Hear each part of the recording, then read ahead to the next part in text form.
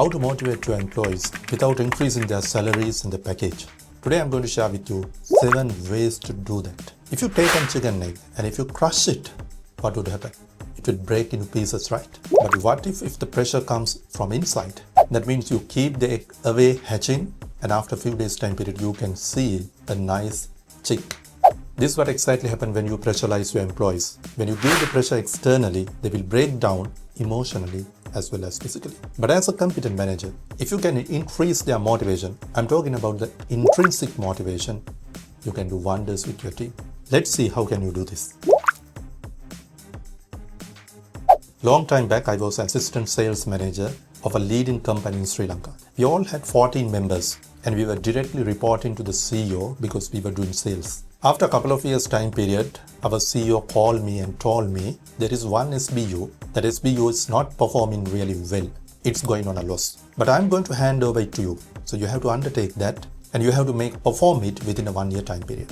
But he told me with one condition. But I'm not going to increase your salary or package. You have to show me within 1 year time period the results. Then I will increase your salary. To tell you honestly, I was on the moon. Because no one has given me that kind of a challenge in my life. I really work hard.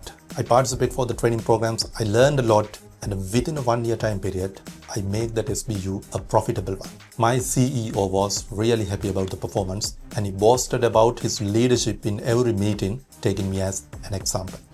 My point is, if you do challenge your employees, you can do wonders with them. You know, every one of us are having the talents or the gift given by the universe, but most of us, we never use even 20% of them when we retire from the organization. But what would happen when you challenge someone? When you give the challenging work to someone, you will stretch that person for the success. He will learn and grow and glow. He will go beyond the comfort zone. Most importantly, he will utilize his hidden talents or the born skills. But there is a caveat. Look at this graph very carefully. Now on the horizontal side, you can see the challenge or the pressure you are giving. In the vertical side, you can see the employee's performance.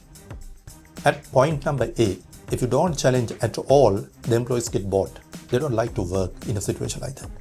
But if you get into point number B, that's the optimum challenge you can give to an employee because you can see the optimum performance.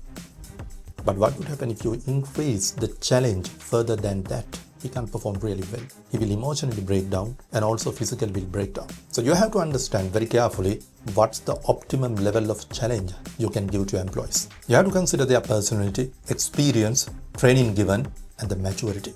Okay, we'll go to the second motivation driver.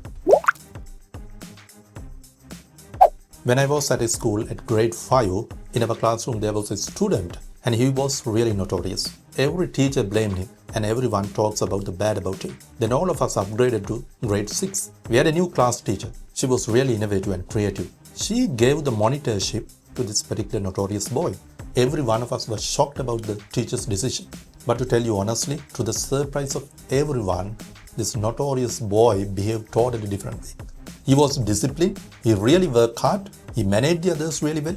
He was doing really well both in academic as well as non-academic activities. When I'm thinking back, I was thinking about what's the magic our class teacher has done to him. She has given him the authority. So when you give the authority to the right person, what happens is he will drastically change. When I was consulting and conducting training programs for one of the leading organizations, the CEO told me there was one interviewee and he came and he said, I'm okay with this package, but I just want to have that particular designation because I just want to have the authority. You see, therefore, please understand, some people like to control others. They like to have direct reports. They like to lead a team. Now you can spot on this type of people when you're having a voluntary program, and most of the time this type of people like to become the leader. So you can especially spot on this type of people. So if you want to motivate them and if you want to get the best outcome them, give the authority. You can see the results. Alright, we'll go to the next driver. You know, some people are really motivated when they are accompanying with others. It's really important every manager should understand human beings are social beings because it's in our genes. Many years back when we were savannah, if we don't have the social bond with the others, it's just like the death penalty because the cruel animals will come and kill us. Therefore, the social bond is really important. And according to Maslow's need hierarchy theory, he talks about love and belonging. That's all about friendship, intimacy, and sense of connection. If you fulfill this condition, people get motivated. You can spot on this type of people. They don't like to work centrally. They just want to work remotely. And these people are really volunteers. They like to come to different groups and contribute to your organization in different ways. Okay, we'll go to the fourth motivation driver. Every one of us don't like to be micromanaged. We all want to have some kind of autonomy and independence. Study shows the people who have autonomy on what they do or the control on what they are doing, they are highly engaged employees. They are highly motivated employees. They feel like their superiors are trust on their skills and abilities. They become really creative and they think out of the box. And at the same time, they grow professionally and personally because they develop their skills. Most importantly, they do have the sense of accomplishment on what they're doing, which again motivates them to do greater tasks. We'll go to the fifth motivation driver. Every one of us like to be admired and respected, no matter whatever the position we hold. Abraham Maslow, in his need hierarchy theory, he identified this as self-esteem. When I conduct leadership training programs, I ask the participants, what's the top motivation factor you are having? You will be totally surprised. Every one of them, across all generations, they all tell one common thing. We need to have the good recognition. Recognition plays a very, very crucial role if you want to motivate your employees. You can show the recognitions in different ways. You can give them the position, titles. They will get recognized when the superiors praise them. When you give awards, certificate, they will get recognized. And also you can do a simple public recognition by sending them a mail copying to everybody in the organization. For example, if one of your employees has done a really great job, you can appreciate and thank him, copying that mail to his superiors as well as all the other employees. This is a great morale boost according to my own experience. Therefore, recognize them, understand their skills, allow them to show their competence because they will become master on what they are doing and it will lead to self-esteem. When you give the positions, when you give the titles, when you change the cubicle, it says to the employees, we recognize your talent, we recognize your competence, we recognize your contribution. Alright, we'll go to the sixth motivational driver.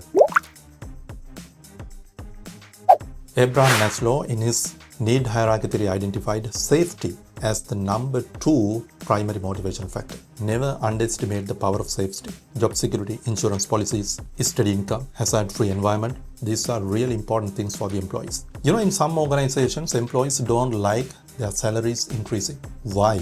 Because they know they are under the spotlight when there is a recession or downsizing of the company.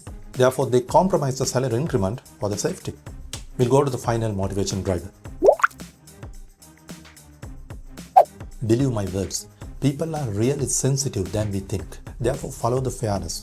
Please understand contrastically the difference between the fairness as well as treating equally. Don't treat the employees equally. They get upset because you are compromising the fairness. Fairness in the sense, when the employee is underperforming, you should tell the underperforming employees they are underperforming. When employees performing really well, you tell them you are really performing well and recognize them. That is what we call the fairness. Imagine a situation of a football team. If Cristiano Ronaldo is given the same salary just like the others, he won't give that kind of a contribution. He will leave the team, right? Without knowing to you, your employees compare their salaries and the working hours. They compare their job duties and the privileges they do have. They compare them with their colleagues as well as the colleagues in the other organizations. So you have to treat your employees fairly because otherwise, when they spot on a chance, they will leave the organization, putting your organization into a jeopardy. I hope you got the insight after this video. On my next video, I'm going to discuss with you how to resolve conflicts effectively as an effective manager. See you soon.